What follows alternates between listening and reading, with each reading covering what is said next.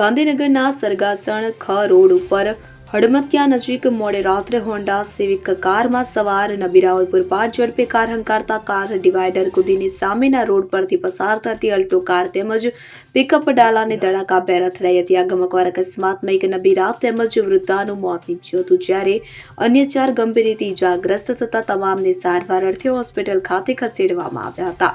અકસ્માતને મામલે સેક્ટર 7 પોલીસે સ્થળે દોડી જઈ ગુનો નોંધી તપાસ હાથ ધરી હતી। મળતી માહિતી મુજબ ગાંધીનગરના સેક્ટર 26માં રહેતા અનિલભાઈ નવીનચંદ્ર જાની તેમના પત્ની રીટાબેન તેમજ મલેક નાઝમલ અનવર હુસૈન ગત રાત્રે અલ્ટો કારમાં અમદાવાદથી સેક્ટર 26 તરફ જઈ રહ્યા હતા કે જેઓ ખ રોડ પરથી પસાર થઈ રહ્યા હતા, જ્યારે સરગાસણ પ્રમુખ તે બોર્ડમાં રહેતો મિતેશ ભગવાનભાઈ પટેલ પણ પિકઅપ ડાલુ લઈને સરગાસણ નાયરા પેટ્રોલ પંપથી પ્રમુખ ગ્રીન પાર્ટી પ્લોટ તરફ જઈ રહ્યો હતો। આ દરમિયાન મહાત્મા મંદિર તરફથી પૂરપાટ ઝડપે આવી રહેલી એક હોન્ડા સિવિક કારના ચાલકે કાર પરનો કાબુ ગુમાવી દેતા કાર ડિવાઈડર કૂદીને અલ્ટો અને પિકઅપ ડાલાને ધડાકાભેર અથડાઈ હતી કે જેમાં કેવિન હેમલભાઈ ધંધુકિયા અને આર્ય જિગ્નેશભાઈ દવે સવાર હતા। ત્યારે આ અકસ્માતમાં નબીરાઓની કાર એટલી સ્પીડમાં હતી કે તેઓની કારનો કચ્ચરગાણ વળી ગયો હતો।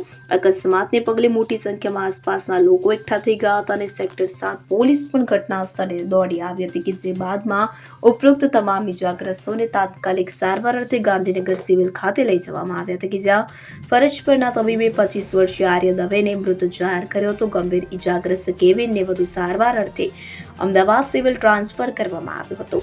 ગંભીર અકસ્માતમાં અનિલભાઈ અને તેમના પત્ની રીટાબેનને પણ ગંભીર ઇજાઓ થઈ હોવાથી સેક્ટર 6 ની ખાનગી હોસ્પિટલમાં લઈ જવામાં આવ્યા હતા કે જ્યાં ટૂંકી સારવાર દરમિયાન રીટાબેનનું પણ મોત નીપજ્યું હતું। હાલ મલેક તેમજ મિતેશને દાખલ કરી સારવાર ચાલી રહી છે। આમ આ ગંભીર અકસ્માતમાં 2 લોકોના મોત થયા છે, જ્યારે 4 લોકો ગંભીર રીતે ઇજાગ્રસ્ત થયા છે। સમગ્ર મામલે સેક્ટર 7 પોલીસે ગુનો નોંધી તપાસ હાથ ધરી। Bureau report CN24 news. હવે જુઓ દેશ દુનિયાની તમામ ખબરો તમારી આંગળીના ટેરવે। ઉઠાવો મોબાઈલ અને Google Play Store પરથી ડાઉનલોડ કરો અમારી CN24 ન્યૂઝ મોબાઈલ એપ।